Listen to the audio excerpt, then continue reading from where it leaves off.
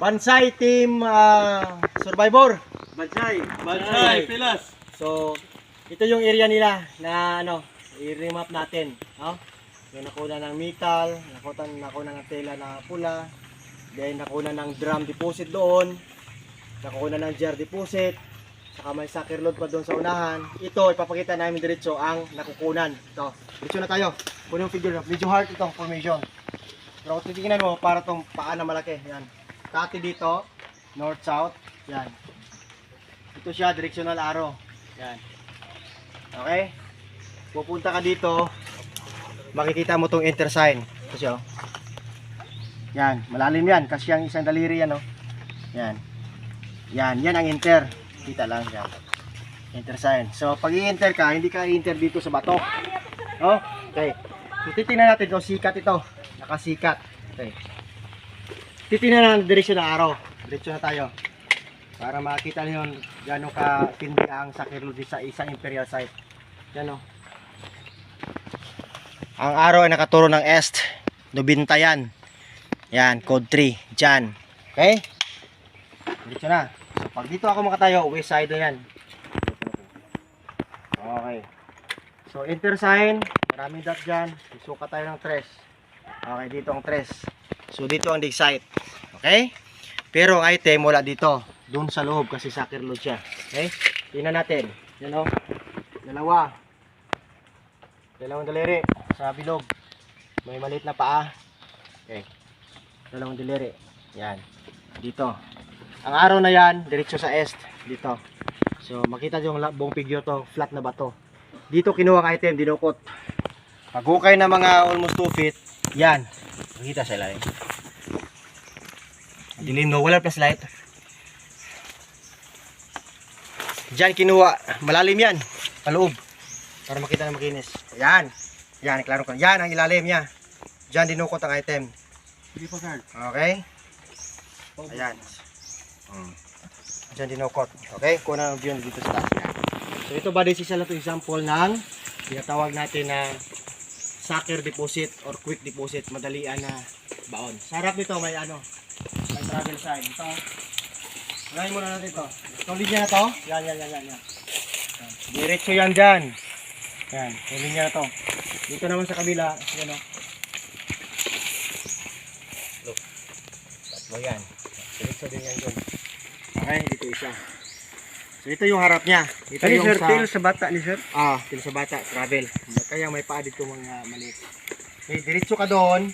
Sukat dito. 15 lang yan. Yan. Pakihawak.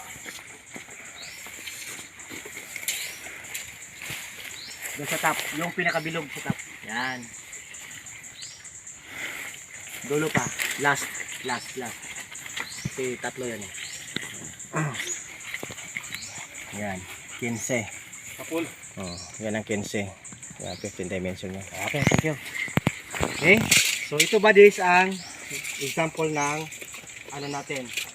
So shout out kay bro sa Team Skylark, Trail Master. Bro, hindi ka nakasama pero andito yung si Bro Car, yung anak mo. Okay? Then kay paring Jandy sa mga insight. Salamat. Isa itong nakuna ng quick deposit na may enter sign. Okay. Then pointing to dig site kasi hindi nakalitaw ang bato. Medyo flat siya, then dito dudukutin sa ilalim. So dyan kinuha ang sucker load. Okay? So thank you for watching buddies. This is Chris Sniper saying eat, sleep, and explore, and Bansay. Bansay. Yan ang Century 3 sa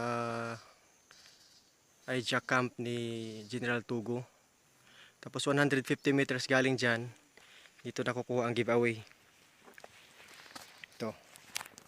So ito yung nilagyan ng baby drum. Tapos ang mga laman ay varieties of items, diamonds and gold bars. Yan, makinis na makinis yan. Yan siya. Okay. Ang ganda.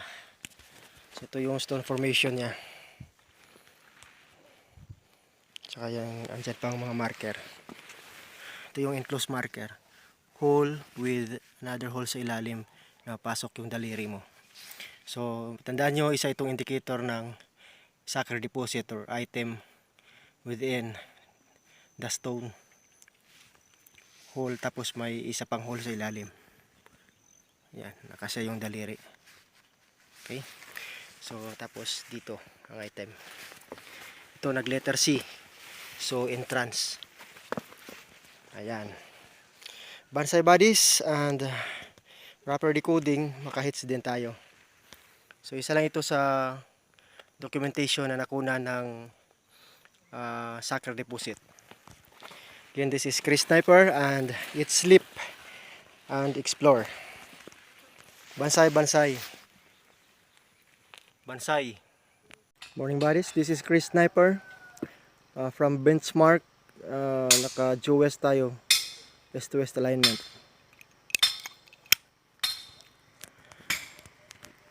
Dito ipakita ko sa inyo ang nakunan ng giveaway. So ito is isa itong coordinate marker na may directional holes patungo sa J spot.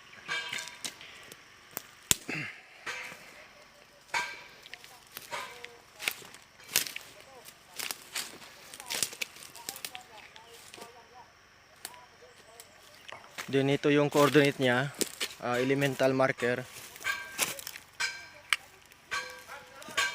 Tapos may butas. Dito tayo. Okay. So itong linya na to is naka-align dun sa coordinate marker. Yan.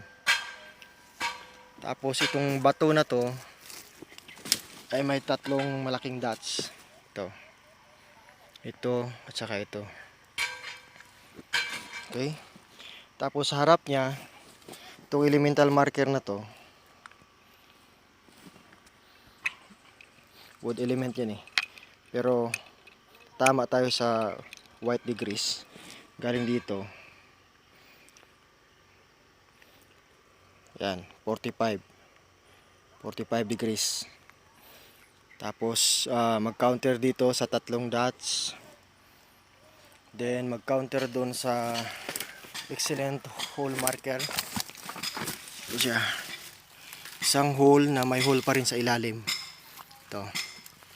Double hole, I mean. Yan. Or female organ marker. Tapos balik tayo sa harap tayo. Ito yung nakunan. Yan. Ito siya. So itong bato na to, di masyadong malaki pero tinapalan to ng bato. Tapos dito ang item nilagay. Yan. Dito ang item. Ito. Spot. Yan siya. Yan. Tapos ang cover niya nito, dito na sa baba, binagsak na. Ito. Ito siya. So, ano na formation. Yan. Diyan siya tinapal. Okay, so ibang style dito sa Mindanao sa paghanap ng mga JA. Nasa loob lang ng mga bato. O tinatawag nating sucker deposits. Just take note the markers. Yan, ang slash na yan with that sa gilid. Or the same time arrow way. Kasi nagdiretso pa yan sa ilalim. Dito yan nakaturo sa bato na to. Tapos dyan nakuha na ang item. Tapos sa harap niyan dito, ito yung double hole. Siya. Na naka-align dun sa elemental marker. Okay, bansai bodies and hope makahits ng marami ang mga tropa natin.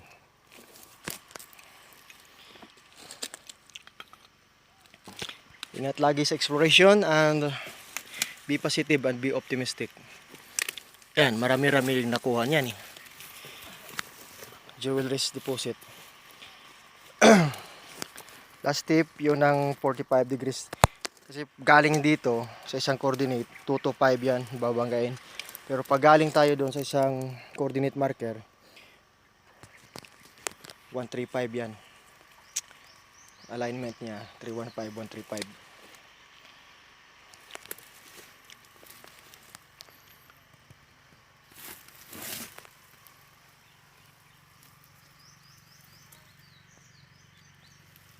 Okay, Bansay.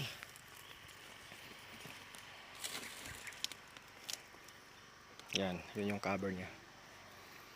Ito yung lugar dito na maraming mga big boulder markers sa paligid. Yan.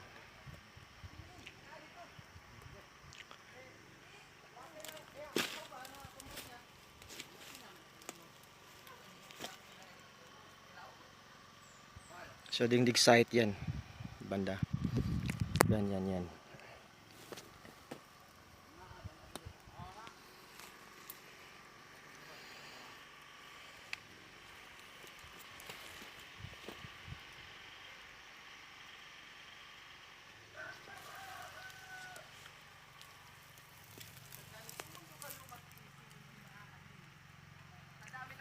Bansay.